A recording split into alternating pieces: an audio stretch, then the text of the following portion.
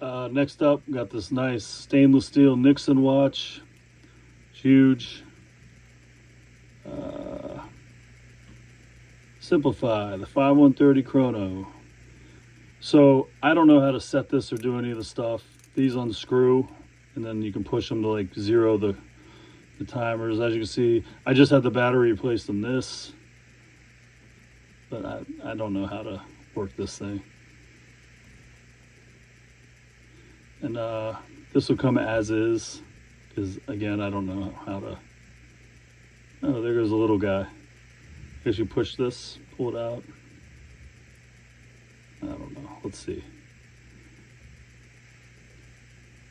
Yeah, I have no clue. But anyways, it's been worn. Not very much.